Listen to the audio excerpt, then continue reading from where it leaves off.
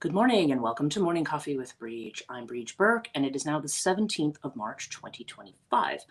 I haven't live streamed. Did I take 3 days off? Friday, Saturday, Sunday, I think. Yeah, I took 3 days off because it's actually turned out to be a very good thing that I took 3 days off because I ended up, I forget what was happening on Friday. There was something that I had to do that day. But I can tell you that on Saturday, I did not feel well at all. I woke up feeling almost like I was worried that I was going to get a cold or something, or I had an upper respiratory infection. Fortunately, that seemed to go away by the end of the day, but I don't think I would have been in great shape to get up. I didn't feel like for a couple of days, whatever was going on up here. And good morning, Alex. Good to see you. So yeah, I felt like whatever was going on with me on Saturday, but between Friday and Saturday, I had to go to the post office to drop off some, things and when I did, I just felt like, I don't know. It was very strange trying to talk to the postal guy behind the counter because I just felt like, I don't know. I just felt like I came across very weird, but my head was in such a weird spin for a couple of days from whatever was going on just behind the eyes and here. I have issues with that anyway, but it just seemed like it was really, really intense for a couple of days. So I was really and actually I was going to go somewhere Saturday. I had some stuff to drop off and I never ended up even doing that. I just was like, you know what? No, we're just going to stay in bed today. I had to do the podcast for this weekend. So those of you who are fans of Catonia, that podcast will be coming out today. That's all done. I got the audio done. The audio went out to Patreon.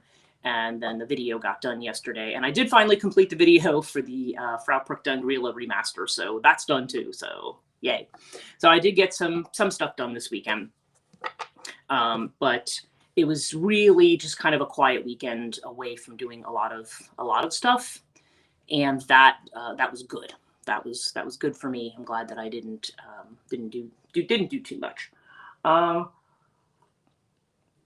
So one thing that probably somebody will note at some point on the live stream, and Kathleen sort of did this morning, she gave me a little shamrock because today is a lot of people celebrate St. Patrick's Day today. And it kind of is a day of Irishness. So, I mean, if you do celebrate that, happy St. Patrick's Day. I personally don't. And the reason that I don't is because I have two spirit guides. Azrael is one, as everybody knows, and Maka is the other one. And Maka is, in fact, an enemy of St. Patrick. So I tend to side with her in that particular battle. I learned the story when I was up in Northern Ireland and when I had been researching a book on the Morrigan. And I had been, what the story basically goes, it's from Muriel's Life of St. Patrick. And it's represented very differently because I've read Muriel's Life of St. Patrick. I took a whole course on it in grad school. Just on the whole, St. Patrick and what they call Celtic Christianity or whatever that is.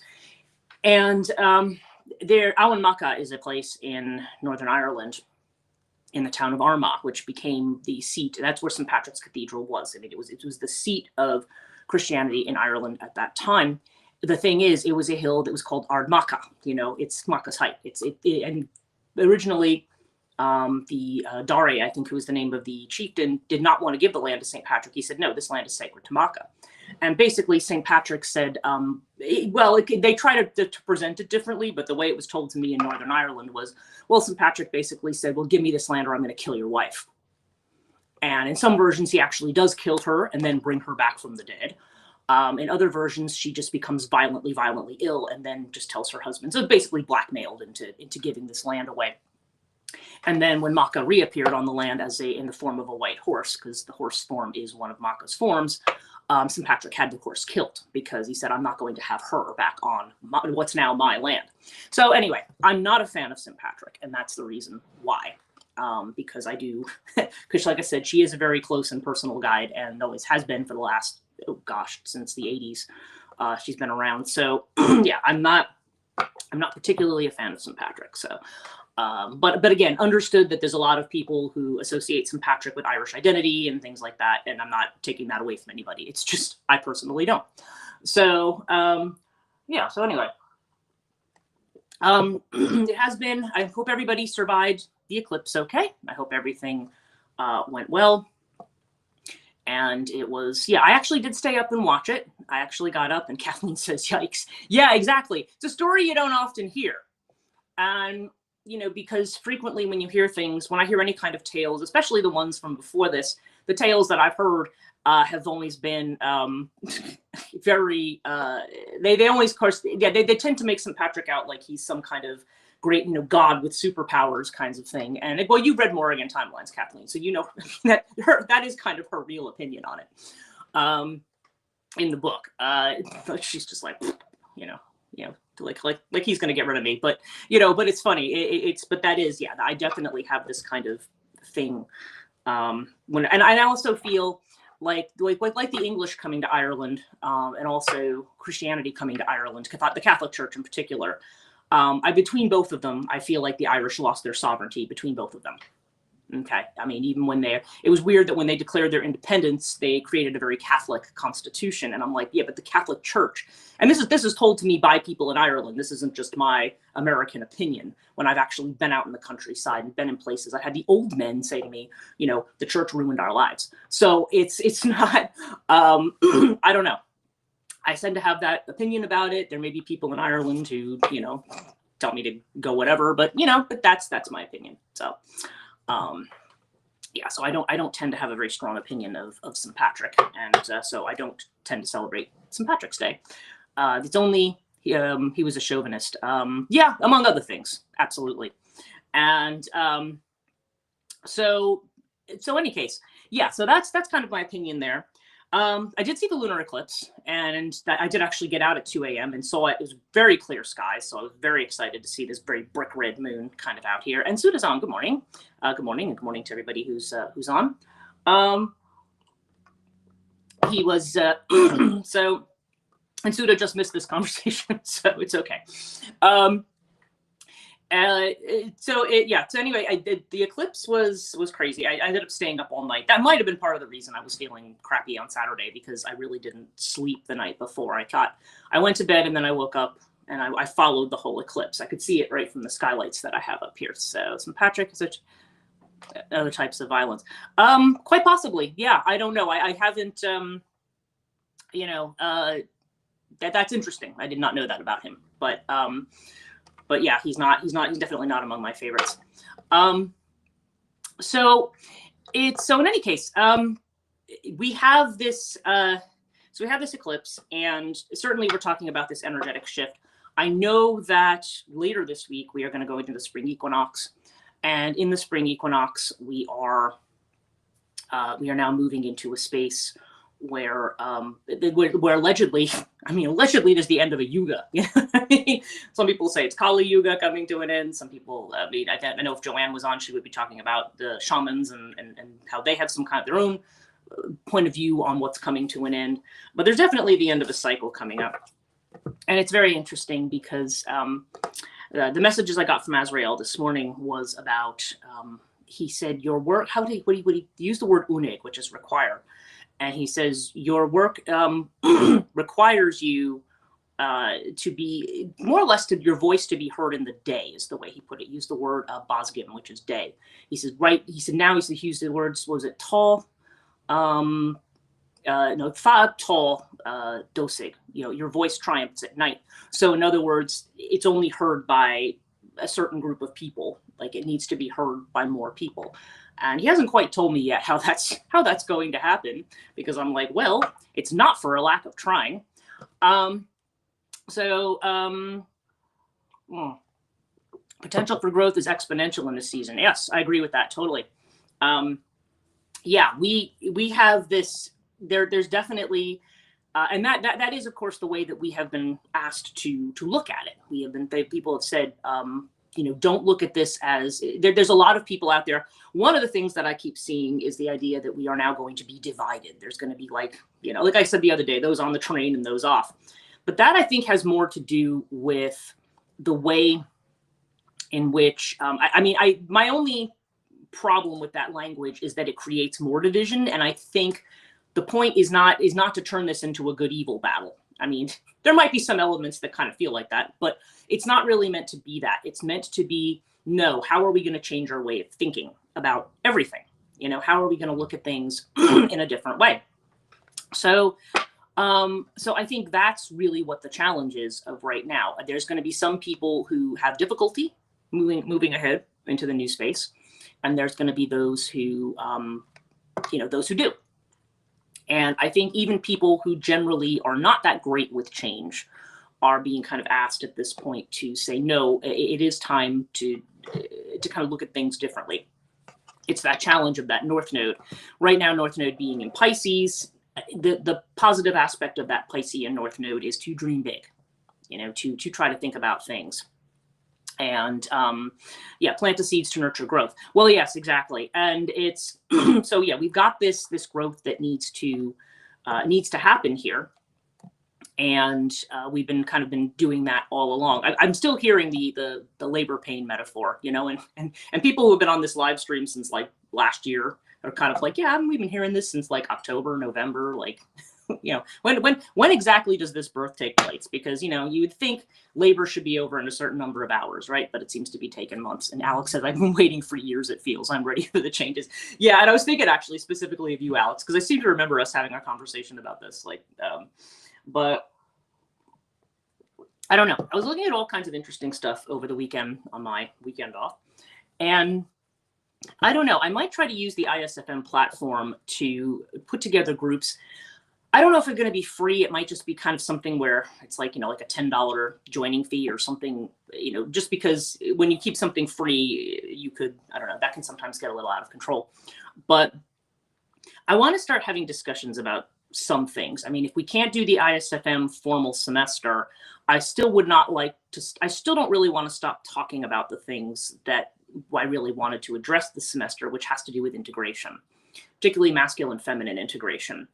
Because I think there's a lot of people, because I did get a lot of messages from people saying, oh, I'm totally interested in this. I just can't do it right now.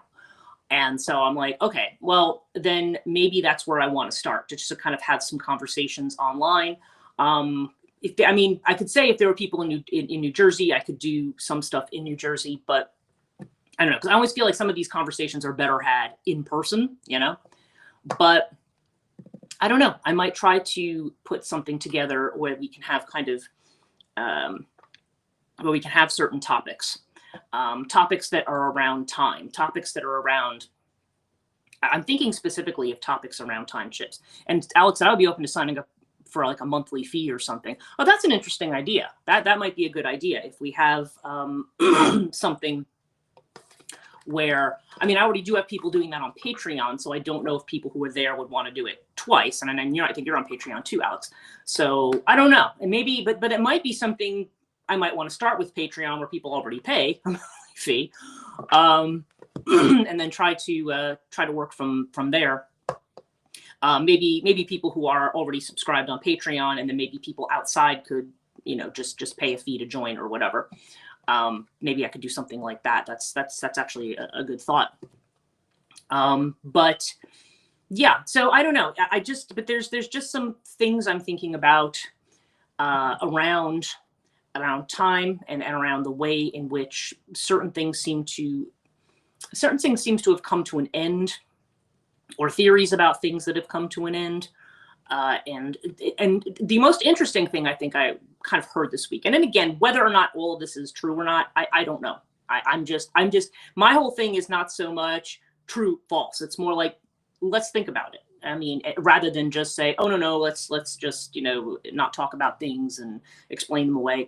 It's like, well, no, let's just do a thought experiment. Let's take some of these ideas seriously about time. One theory that I had heard was that, that the world actually ended in 1999. Now that sounds funny, right? But the argument for that was that time seems to have stopped as of that point. Like since the 2000s, there have been no shifts in culture. It's been pretty much the same, which kind of gets you into like this matrix conspiracy theory. Okay, say that 10 times fast. So I don't know. But on the other hand, knowing that there's been discussions of things in, actual, neurology and science and so forth about the idea of a holographic universe, I think that's an interesting concept. I don't necessarily think that we're ruled by AI overlords or anything like that, but it's just, But interesting, some of these things about time. And as somebody who grew up, like, I was born in the 70s, teenager in the 80s, had my, starter marriage or whatever in the 90s. I understand what this person was saying in this particular live stream, because it was just like, yeah, there was a distinct difference between those three eras, because people try to say, oh no, they just, in the 70s they were just going back and copying this, and then in the 80s they were trying to copy the 60s, and it's really not like that. It really wasn't. And then of course people bring up all the Mandela effect stuff, and when he mentions certain things, I'm like, yeah, I definitely remember certain things happening that now people say, no, it didn't happen that way. So I don't know. It is very weird. Some things that have happened, and I'm kind of like, yeah, that was my memory too from growing up. And some of them are just little weird things, like what was that movie that Sinbad did, Shazam? I remember seeing that movie advertised, and apparently that movie has never existed. That Nelson Mandela died around 2017. I'm like, I'm pretty sure he died before that. Like, things like, that's why they call it the Mandela effect, right? It's like, what is it? I'm looking at these things, I'm like, yeah, actually I do have a memory of this from that time period. But so I don't know. I always think the whole thing around time is weird. And I know there's people here who are interested in that. Like, mythologically, when we think about time, we think about Kronos, or we think about Saturn. Or if you're into Gnostic thinking, you might think of the Aeon, who has to do with this Orphic idea of time. But but a lot of these theories around time. Another one suggests 2012, that Stephen Hawking is the one who actually said that if the Higgs boson was discovered, that could destroy the universe as we knew it. There's just some interesting things around that. And I'm like, I just feel like, and I realize that doesn't so much have to do with what the ISFM talks about specifically, but I was like, I don't know. I just feel like in terms of cultural patterns, in terms of things that we're doing, and if really the point of the ISFM is to examine what our narratives are, to examine what do you actually believe about the world? What do you assume to be true? And Alex says, oh my God, yes, I've had experiences like that. Even Serial's 8 as a kid apparently never existed. It's so strange. Yeah, it is really, really weird.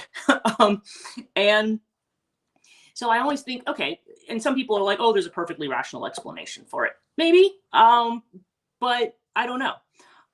It's almost like a form of cosmic gaslighting, right? You're like, I'm sure that this happened. But I don't know. But to me, it has a lot to do with culture, because the ISFM really has a lot to do with what's happening in the culture. And the masculine feminine split is just one piece of that. That's not the whole thing. But I do feel it underlies the whole current of how we interpret things, how we interpret the world we're in, how we interpret our roles and what we're supposed to be doing or what we're rebelling against. You know what I mean? And I have to kind of say, yeah, what is this saying about the culture? The other interesting piece, I saw Shazam, but really, that's so interesting. Yeah, and Kathleen actually saw it. Okay, there we go. Yeah, and even apparently there was even a spoof on it called Kazam or something like that, and that exists. But this movie claims that never happened. And I remember it, because I remember Sinbad was dressed in that really weird kind of like, Arabian Nights kind of way or something. Like, yeah, I remember seeing like at least advertising for this. And so I don't know. So I just think the whole time concept is something worth exploring. And okay, the other piece of it was the fact, okay, we talk about Kurzweil and his theory about time. He's not the only one. There's a number of people who talk about, as technology speeds up, that time kind of goes with it. And time really as a concept is something, it's really an illusory concept. And Suda says, yeah, I'm pretty sure Shazam too. Yeah, well, supposedly that movie never existed. That we all misremembered that movie existed. And yeah, and if you've actually seen it, then you're just kind of like, wait. So anyway, it's this whole thing about what is exactly happening with time. Now these things may be true, they may be false, there may be logical explanations, there may not be. But to me, I want to put aside the whole thing of like, oh, I'm sure we could explain all this away to faulty memory or to this or to that. No, because that to me is the limiting way of looking at things. It's Occam's razor is sometimes a problem. And Occam's razor says the simplest explanation is probably the accurate one. Well, yeah, sometimes that's true. But I feel like there's a lot that's especially as we're trying to make changes to the culture, especially as we've been talking about getting out of time loops. You could argue that these time loops aren't even older than, we're talking about 1999. Somebody else is mentioning 2012.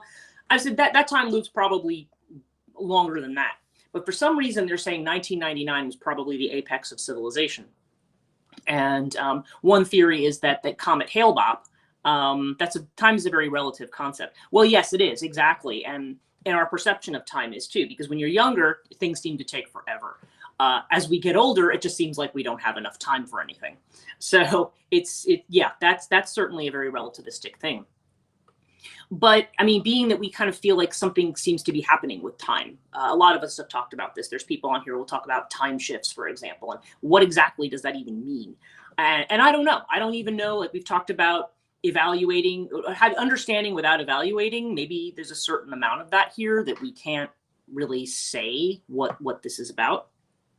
But the thing about technology and time is interesting because it's almost like the fact that advancements are happening at a rate that previously when you had technological advances, they happened at certain periods of time, and then they you would have something, and humanity had a certain amount of time to absorb and work with and figure out this technology or incorporate this technology. Now things happen so fast that you wonder, part of the question is, does that do something to time?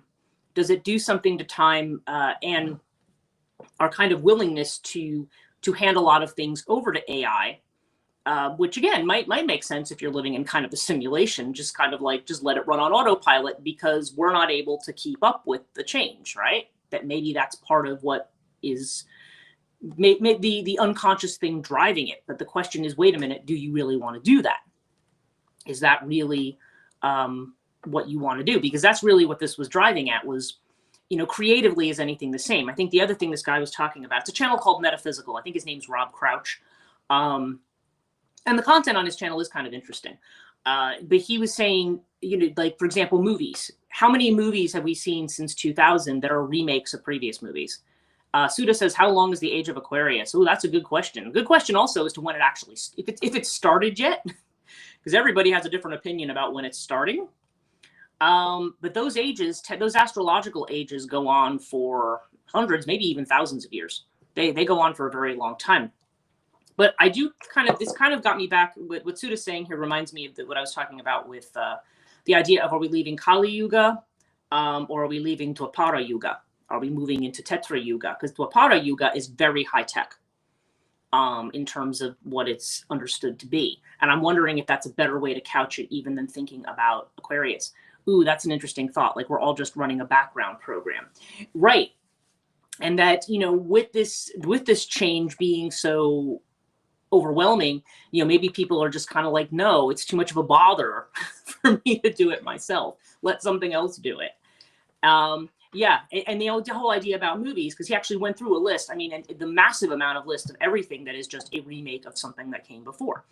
And when you think about it, it's like, yeah, that is kind of interesting. Like, why are there not so many new concepts? Now, I don't know. Probably somebody will come along and say, yes, but there's this thing, and this is original, and this is new, and this is this, and and it's not like there's nothing. It's not like nothing has happened. People will say, for instance, if you've had your family in the 2000s or got married in the 2000s, they'll say, well, yeah, that was a life milestone. Things happen. But that was the other thought that came to me. What do those life milestones mean when we no longer recognize them? Because as I've talked about, I know in last semester of ISFM, I talked about initiation, right? And I talked about initiations, and that human initiations, historically, tribally, and so forth, tend to have to do with milestones in your life, with births, with growing up and entering adolescence, with getting married, with somebody having their first child, the different things that we recognize that are normal parts of the development of life that we had. They were rituals. Certainly, we always talk about adolescent rituals mostly. They would talk about Aboriginal ones where, particularly for young men, where they would be taken away from their mothers by these men who were dressed up and put through all kinds of things because they're initiating them, breaking their connection to being a child so that they can transition into being an adult. Okay, there's this kind of thing that goes on. That was at least the point of it. And the idea was you had to do something very radical to break the chain between the present and the past. Now, we don't do things like that. Now, I'm not suggesting we should, okay? But the point is that because these kinds of things, I mean, they're marked by some things, whatever religion you practice, there's going to be certain things that go along with that. Like if you're a Christian, then there's going to be, baptism and communion and confirmation, and people make their first act, rite of contrition and things like that. There's all those, the 7 sacraments, right? There's all the sacraments for the life cycles, but those sacraments, they don't carry a whole lot of gravitas. It's more symbolic. It's more of an excuse for a party. Like the Jewish, there's the bar and bat mitzvah, for example. There's other ones too. I mean, from childhood on up. Certainly in Hinduism, there's another set of rituals that take place at certain phases of life. But a lot of times it's just, oh, this is an excuse for the family to get together and to give gifts and to have a party and, whatever. And yes, the ceremony does take place, but it's not taking place with the same gravitas. It gets back to what Carl Jung had said about initiations in which he was looking forward to his confirmation because he thought this was somehow going to initiate him into adulthood in some grand way. He says, but it was nothing. He's like, everybody there, it was like, this was just a bunch of words they were saying. Oh yeah, I said the words. Okay, great. He says, and I felt nothing. And that was kind of the point of it. Most people go into it and they're not going into it with this feeling of anything having changed. And there's nothing around it that helps you kind of negotiate that change. So, and part of that is because we live in a society where there's not, where everybody kind of has different rules. It's very individualized. When you're a secular society, everything's very individualized. It's not, you may have small communities that do certain things and that have these rituals and that, like I think I was talking about this actually in this week's podcast on Enodia. Because I feel like Enodia is a figure who comes in as and the Hecatea, which is the idea that these figures were put at the doorsteps to protect children, but Enodia seems to have a particular attachment to cities, and that cities are by definition are where you have people of different cultures that come in, where you might be a port city where people had trade and things like that. You're going to have people of different cultures coming in, so it's almost the way somebody sets the boundary. There's a whole interesting theory, and I talk about it in my book, and also it's Sarah Iles Johnston talks about it in her book, The Restless Dead. The way in which the dead became more feared at a certain period in the Archaic period, and she's like, why is that? And it seems to be connected to times when people were being introduced to people of other cultures. So yeah. So anyway, it's this idea that technology seems to be moving ahead and culture seems to be on autopilot. And then the question becomes like, what is that all about? You know what I mean? Like does that mean anything? And what should we take away from it, or what do we need to reflect on? So I don't know. Anyway, I'm thinking about having an ISFM conversation on that topic. And like I said, just making it maybe Patreon subscribers who subscribe at whatever level can participate for free, and other people can it would just be a nominal fee for people who are non-Patreon subscribers to join, because I like to have benefits for people who actually support my work every month.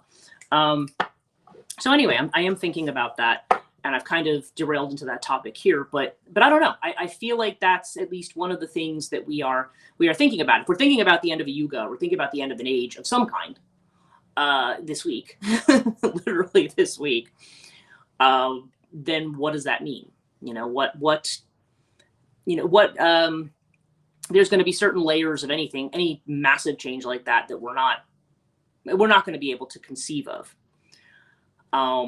But there's also elements of it that are going to affect us. And at the very least, we want to know, well, what does this mean for me? Right. What do I what's going to happen for me, what's going to happen for my community, what's going to happen for the place that I live in. So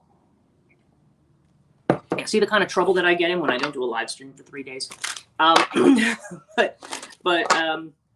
Yeah, it just kind of popped up, and I thought that's just a really interesting thing. And we've had a lot of discussions around time, a lot of discussions about Saturn too. I don't know that Sam is on today, but we've had a lot of discussions about that too. And this makes me, in theories of the universe and stuff, I don't know.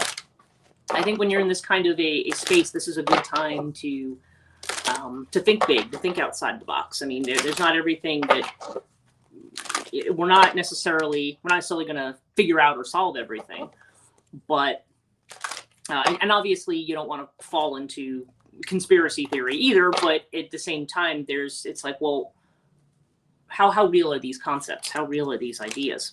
So yeah, so I'm pulling our cards for today. And this is so interesting because this card came up for me earlier and now it's come up again.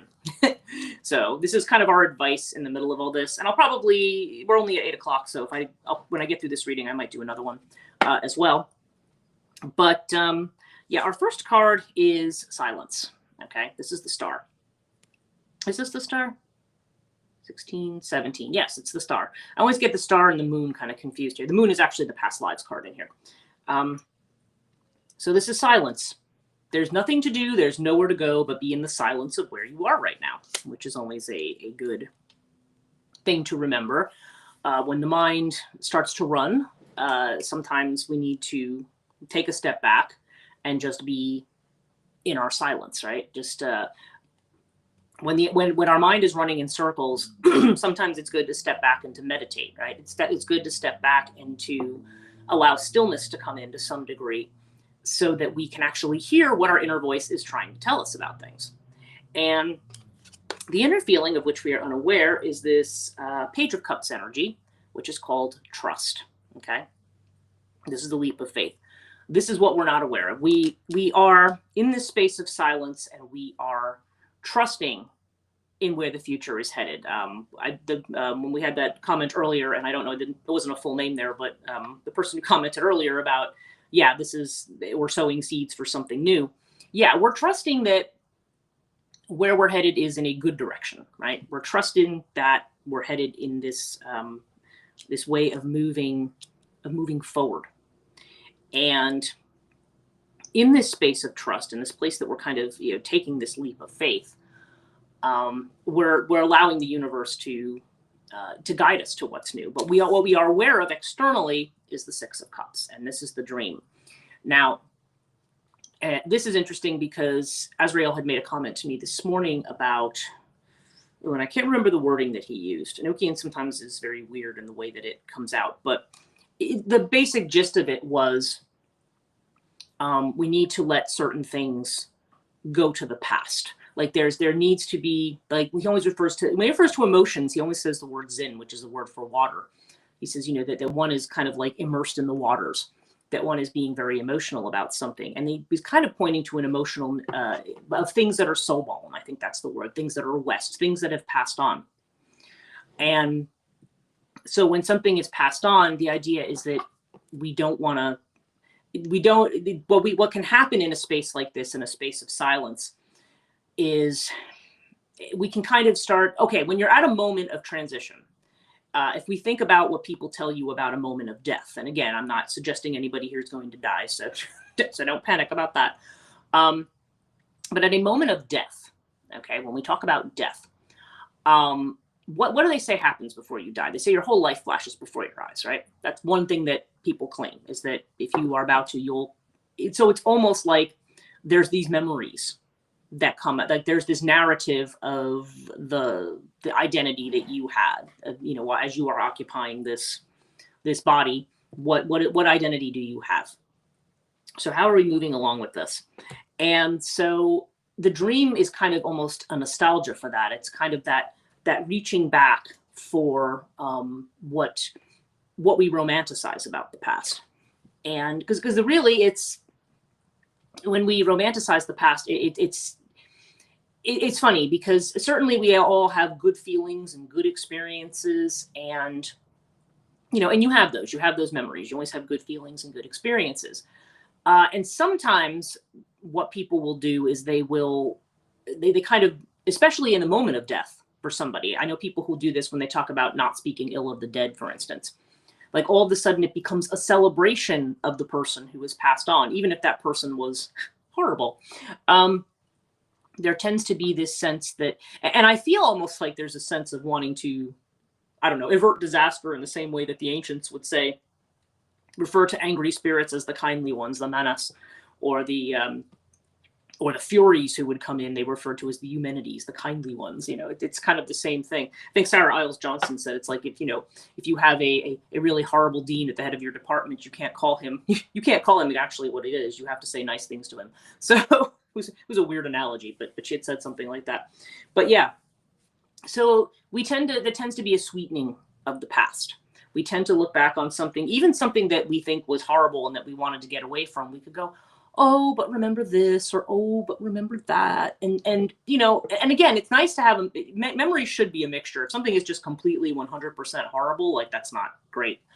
But I think a lot of times when we have to let go of something, it's kind of, or it's like the stuff in your closet, right? Like you haven't looked at this stuff in years. And then it's like when it's time to get rid of it, you go, oh, but maybe I could do something with this again, right? We kind of do that thing of, oh, maybe I can just go back to this. Maybe I can do something with it again. And so this is just saying, like, it's kind of, we need to put it in its proper place. I think the way it would be described is, put it in a box, wrap it up pretty, and then leave it at the curb. It's like sometimes there's just things we need to kind of get away from. So I think we're aware of that, though. This is what we're aware of. We're aware we're in a new space where we need to be silent, where we need to kind of hear what the universe, what our guides, whoever, our inner voice, whatever you want to say, tells us to do next. Internally, we're trusting it. Externally, there's a little feeling of nostalgia or twinge or longing for the familiar as we move ahead in certain things. When I'm thinking about life cycle rituals and things like that, it's like, yeah, it's almost like, I think this is the problem I have, like with my own mother, where it's kind of like people always want to harken back to when you were a child. I'm like, yeah, it's been ages since I've been a child. It's been ages. It's been, okay, if you want to take the age 18, if you want to say that, I was 18, oh my God, 35 years ago. So I am long past being a child. Okay. There's this sense of trying to hang on to something and not wanting things to move ahead. It's a problem when you don't, when it becomes a reason to not expand. And Sudha says, spot on. So many memories and nostalgic experiences of late. Yes. And I can attest to that too. And a lot of my dreams have been kind of going through that kind of stuff as well. But here's the card of advice. And this is the one I've gotten earlier today. Ordinariness, 8 of Pentacles. Ordinariness. So what do we do in the middle of all this? Be ordinary, right? Because we still get up every day. We still have, we still have to sleep every day. We still have to eat. We still have responsibilities that we take care of every day. We, manage our households, our families, whatever's going on with you. We all have to manage this. So we just all keep on being ordinary, keep on being grounded. And our outcome card is the 10 of Pentacles, which kind of gets back actually to Azrael's message this morning about being more in the day than in the night. We are the world, being out there and being seen, being out there and focusing on community. Be ordinary, do your regular thing. But I feel like that when this card comes up, 10 of Pentacles is, it's about being supported and about having that abundance. It's about having that harvest that comes. Because 10 of Pentacles is great, like financially, that's a great card. But it has to do with an abundance that comes not just from me filling my coffers, but with this abundance that I share with the world, that I share with the community. It's not just about me and what I get from me. It's about everybody. So there's definitely a sense of what we can do, but what you don't want, I feel like the 8 of Pentacles here is a very grounding card. It's telling us, because when we start to try to contemplate, sometimes when we have that silent space, our mind tries to fill in all the stuff. That's why we have the past attachment. And that's why we have a hard time trusting, because our mind wants to latch on to something. It's how we create expectations too, because the mind says to us, we start expecting what comes next, or what is, you know, we know we have a vision of the future. And the problem with that sometimes is that the vision may not, our expectation may not match the reality. So the best thing that we need to do is to just be ordinary. Like what, you know, it's not like in this change, like all that stuff is suddenly going to disappear. It's not like your house is going to suddenly disappear and your job is suddenly going to disappear. I mean, people can have changes, don't get me wrong, but it's like, you know, you're still you during, oh, is that why, is what Suda says. It's, yeah, I mean, it's, there's a lot of change that's going on, but we need to kind of be ordinary. Like there's still things as people that we do every single day. And so ordinariness is not trying to be extraordinary. We may feel that with a new beginning coming, that I better get my head together and I better change this and I better change that, because the mind comes in and immediately wants to say like, oh, we got to do this and we got to do that, and, you know, change the stuff around. And this is saying, no, just be you, just be ordinary. Just be the person that you are. You don't have to do anything extraordinary. You don't have to run out and be a superhero. That's not what anybody's being asked to do. You just need to be ordinary and be grounded. Because to be ordinary, to be grounded, and to think about the broader community, to think about what you're thinking about your place in the world. And a lot of times, you know, we always talk, we talk a lot, right? We talk a lot on these live streams and so forth, but, you know, in a certain sense, actions can speak louder than words. And to me, the pentacle energy is very much about making something solid, something concrete, about growing something that's real. Okay. So it's what's the thing that you've planted? It's not like, I think I'm going to plant a garden one of these days. It's actually planting it and then seeing, you know, what you're going to do with the fruits of that. You know, what kind of things are you trying to grow? And I think it's saying, if we're going to focus on something, because the mind does need to focus, we need to trust that we're going in the right direction, and we need to trust that we're headed towards abundance. But we also need to be focused on the public. I think this is why Azrael says there's a focus on day rather than night. Night is the kind of things that we do in the background, right? Actually the 10th house, which this card, even though it's 10 of Pentacles, it does remind me very much of that 10th house energy. I don't know that it's specifically a Capricornian energy. I can't remember its association, but nonetheless, 10th house is the house of public. It's what are you doing in the world? 12th house is what we're doing. That's that Piscean. 12th house is what we're doing in the background, hidden, where we're not sharing, we're not showing people what we prefer to do. And there are people who are like that, people who prefer to go through life quietly and just do things in the background. But there's a reason to want to be seen. There's a reason to want to be seen, to have your voice heard.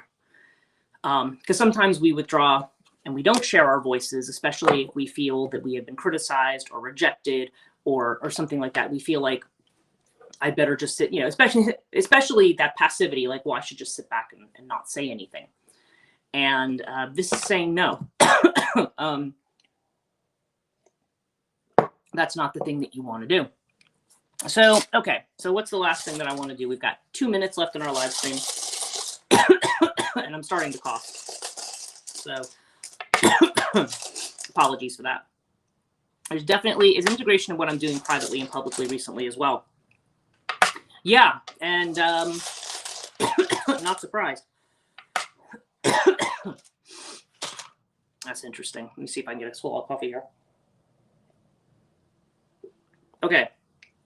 So quickly, Mouthies are feeling of being constrained in some way. This is Saturn energy. This is time energy too. This is Saturn. And in the environment of the Giba, which is partnership.